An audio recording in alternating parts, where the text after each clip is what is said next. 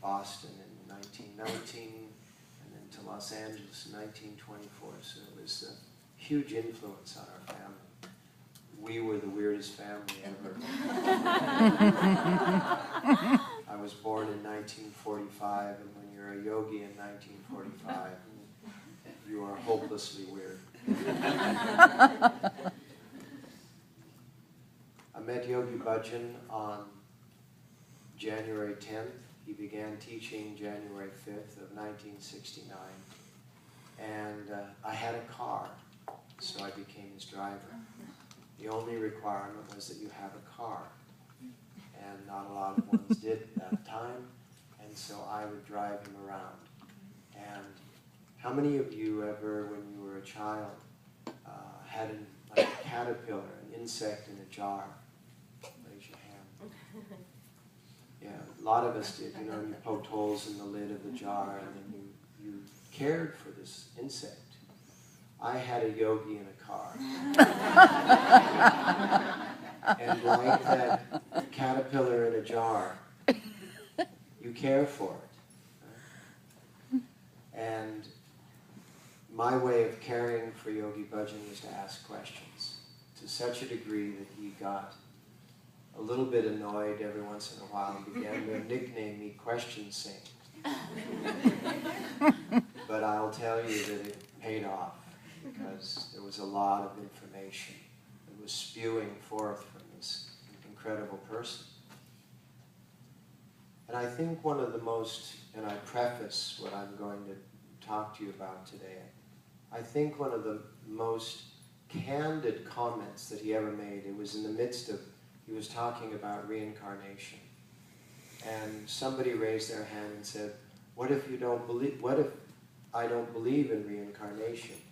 And his answer was really beautiful. He said, it doesn't matter, it happens anyway.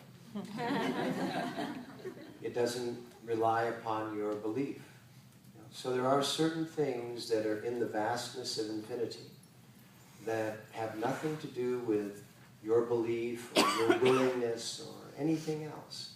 And that's a little bit about what we will explore during these 9 months, is to really begin to comprehend, I mean, how did we end up here with 2 legs?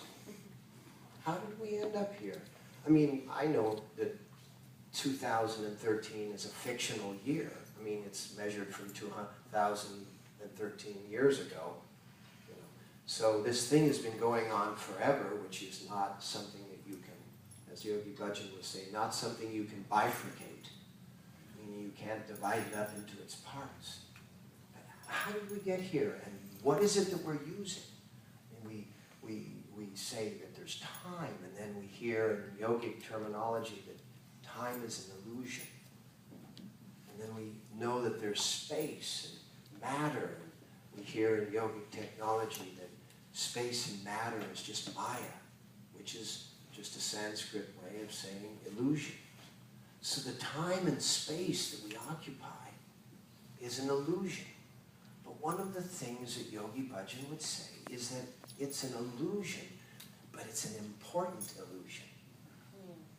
It's not an illusion that you can just disregard.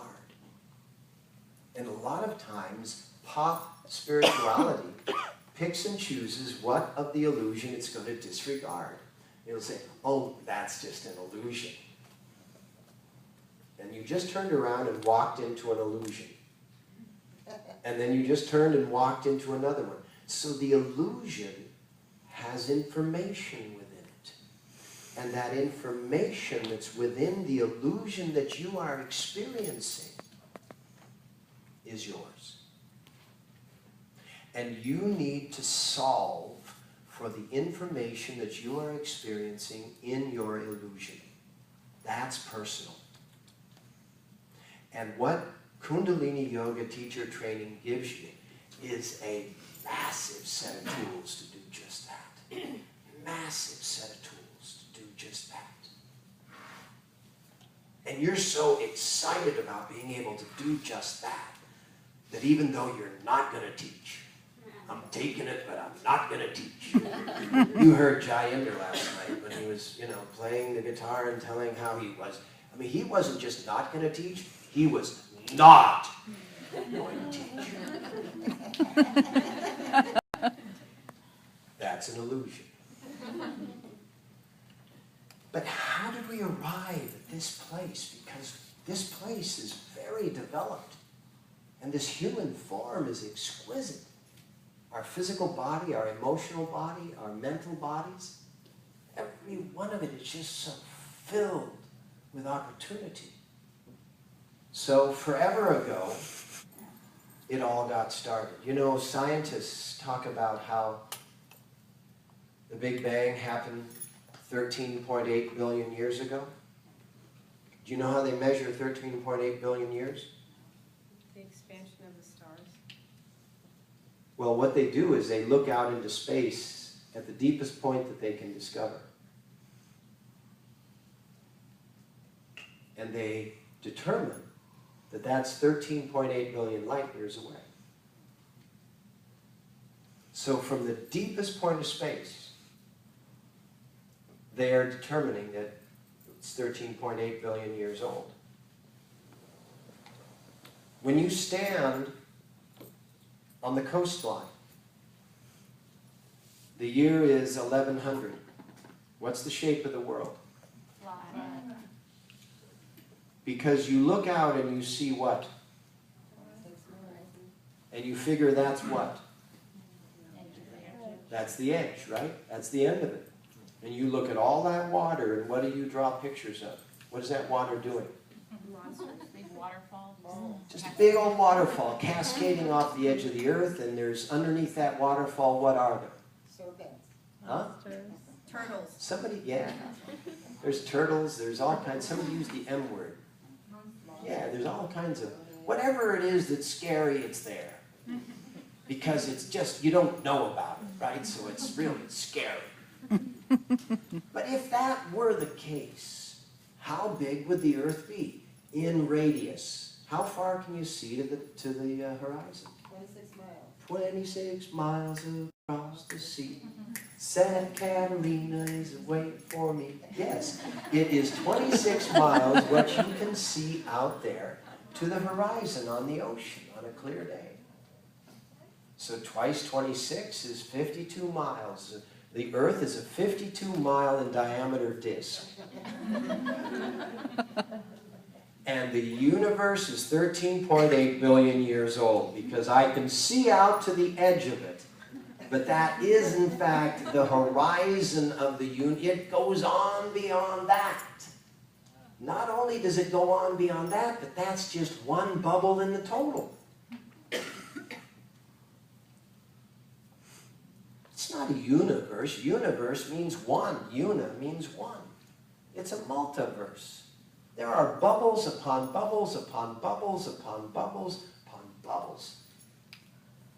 In Japji, which you will experience at the beginning of the Aquarian sadhana, I'm watching my co-directors, and they're just hoping that he stays on topic.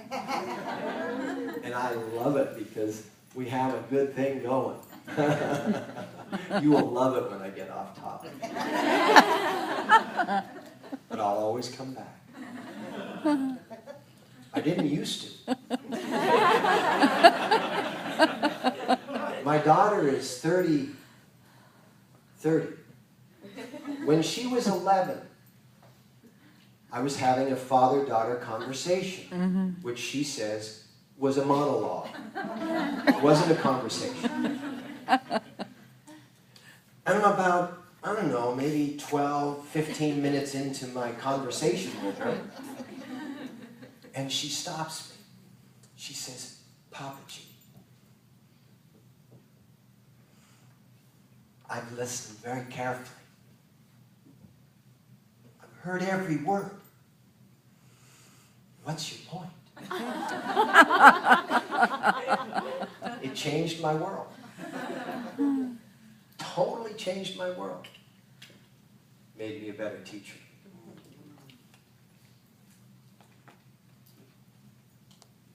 So this multiverse, which is like a partial measurement of infinity and eternity has some formation of the illusion at some point in time, and it gets down to this component which now we have evolved to.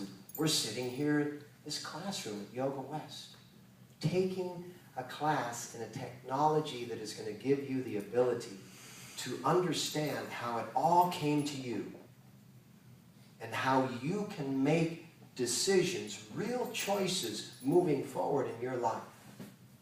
And that's the reason Yogi Bhajan brought Kundalini, which is the yoga of awareness, because that's what that is. Kundalini yoga is the yoga of awareness, and awareness is the ability to have all of the information that you could possibly need at any given moment to make an intelligent decision. And not only make an intelligent decision, but provide yourself with a really properly chosen pathway so that life is no longer a mystery, it's a mastery. And that's why he came, because Yogi Bhajan was a customs officer as well as being, he was an intelligence officer as well as being a yogi. And he was an anomaly because the original Sikhs were all yogis. The original gurus were all yogis, but during the British Raj, the British occupation, and also the Mughal occupation of India, the idea of yoga was being completely crunched out of. And so now you find that there's more yoga in the West than there is in the East. Wow. As a matter of fact, we go back over there and we teach courses, and he predicted this in 1969. Wow. So he was the yoga teacher to Indira Gandhi, the Prime Minister of India, and he had these really important people that he was teaching, but his day job was that he worked at what was then Palomar International Airport, now Indira Gandhi International Airport in New Delhi.